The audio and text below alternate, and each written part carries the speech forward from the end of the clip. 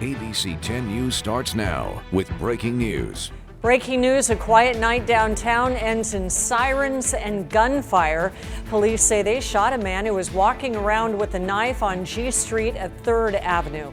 Good evening, I'm Kimberly Hunt. And I'm Steve Atkinson. Our ABC 10 News reporter Anthony Pura is there live with the very latest on that man's condition. Anthony. Steve, Kimberly, the man that was shot was taken to the hospital. We understand that he was shot in the torso. Police say he's undergone surgery and is now stable. Meanwhile, police are still out here on scene. You can see that they are focused mainly in that street corner there, and police telling us tonight they did recover a knife. People out for the evening in downtown San Diego startled by gunfire. At first I thought it sounded like a car backfiring. But I was seeing the shots fired from right there in the corner. It was more of gunshots. You could tell it was gunshots. Police appeared to focus their investigation on the intersection of 3rd Avenue and G Street. Police say, according to witnesses, there was a man at the street corner that appeared homeless and had a knife. There was screaming. He was acting irrational in the intersection. Obviously, there was pedestrians that were walking that were fearful to walk on the sidewalk. So that caused them to detour out into the roadway. An officer was flagged down by some people a little after 7 p.m. Police say they believe there was some communication between the officer and the man, but they didn't have the details, though it resulted in gunfire. As he got closer to the male, it looked like the male had produced a knife threatening the officer, and that prompted the officer to discharge at least one round from his firearm. Now, the officer involved in the shooting is on administrative leave, which is standard after a police-involved shooting. There is also a body camera footage of the incident, which officers will be reviewing as well. We're reporting live tonight. Anthony Pura, ABC 10 News. Anthony, thank you. And we will continue to stay on top of this developing story. We'll bring you any updates on our website, 10news.com, as well as 10 News This Morning. Our members have been reporting to work every day, serving the community. As part of the county's move to start vaccinating those in Tier 1B, grocery store workers say they are ready. Food and agriculture is also included in that tier, and vaccines will begin Saturday. Our ABC 10 News reporter Laura Acevedo tells us these workers understand getting those appointments. They will take time, but they're excited to be next. The union president that represents many of our local grocery store workers tells me they see this as a big relief, and the majority want the vaccine.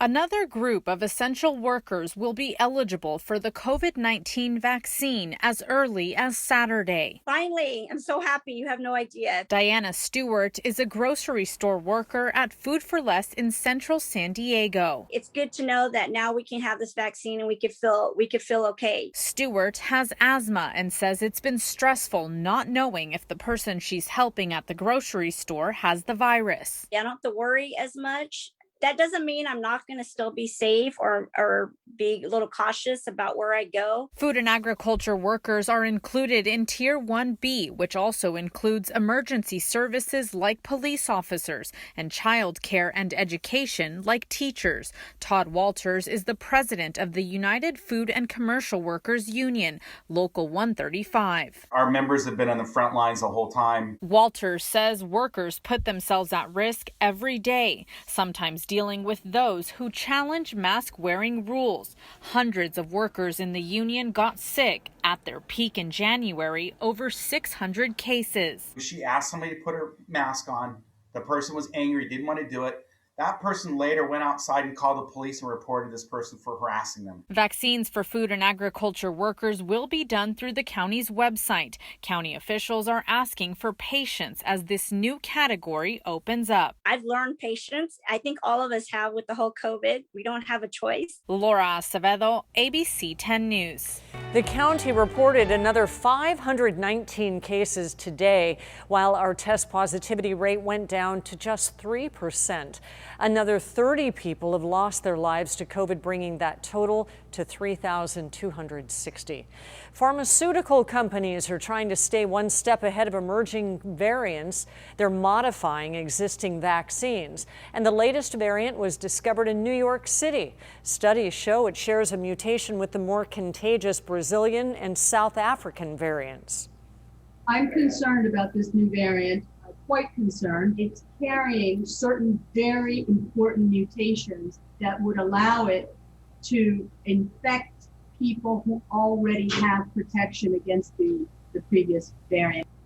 Scientists say right now it's unclear if this one is more contagious or more deadly. Further study is needed. Pfizer and Moderna are already modifying their vaccines to target the South African strain, and both companies are also testing a third booster shot in case extra protection is needed. You can stay on top of any new developments with coronavirus by downloading the 10 News app. A free version is available in the App Store. A man is behind bars tonight, accused of trying to bury his wife alive on the beach in Coronado last night. We're told the woman called 911 saying that her husband had just tried to kill her. She says he got angry during an argument at the beach and first dragged her into the ocean before trying to bury her. She was taken to the hospital with serious injuries. A short time later, officers did find Jose Maris and arrested him for attempted murder and assault. We're getting a better idea where the recall Governor Gavin Newsom's support is the strongest. Our Los Angeles affiliate, KABC, crunched the numbers and came up with this map. The darker the blue, the higher the percentage of registered voters who signed the recall petition. As of February 5th, a little more than 2% of voters here in San Diego County signed it. The strongest support is in the Central Valley and far northern California. Just under 1.5 million verified signatures are required to get a recall on the ballot. Supporters say they've already collected more than 1.8 million unverified signatures so far. The campaign has until March 17th to turn them all in. Earlier today, the United States carried out its first known airstrike under the Biden administration. U.S. forces hit a site used by two Iranian-backed militia groups in Syria. Defense Secretary Lloyd Austin said the airstrike was a good call.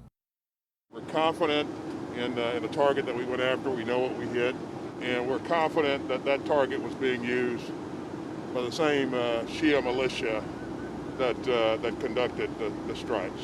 And the move comes after recent rocket attacks at an airport in Iraq, which left 5 Americans wounded.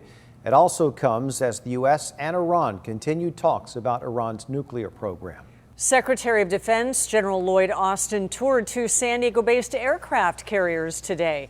He landed aboard the USS Essex and the Nimitz, which are now off the coast of California. He talked to sailors about the stress of long deployments. I had 2 of those 18-month deployments, and I understand the stress that can place on families. So as Secretary, what I want to do is make sure that, number one, going forward, we do everything we can to minimize that kind of stress, that we do what's necessary to take care of our equipment, but most importantly, our people, our families. General Austin has been getting a look at military operations in Southern California all week. Yesterday, he toured a COVID vaccination site in LA where service members are helping to administer doses. A Marine squadron that deployed on the USS Nimitz during the pandemic is back home tonight. Our ABC 10 News reporter Cassie Carlisle shows us how they came home to a new reality. You're a little shy. VMFA 323 deployed out of Marine Corps Air Station Miramar ahead of schedule in May, cutting out time with family they usually have before deployment to keep the squadron from catching COVID. I don't think anyone's done a deployment quite like this before. Rushed goodbyes, then 2 extensions kept them away for nearly a year. Difficult. Really thankful that they were able to not have any issues on their own aircraft carrier. That's a huge blessing amongst all of the craziness. The excitement out here on the flight line is palpable. These spouses haven't seen or hugged their loved ones in 10 months. Oh my gosh, it's just like a relief, just straight relief. He's home, he's safe. 10 minutes out. This deployment so much harder under coronavirus restrictions. It has taken a village, like that phrase means so much to me now. The significant others group does get together. We do Zoom happy hours. But the countdown ended Thursday. Get out there, you guys! Go get your dad! Can we go? Woo! It's been a year!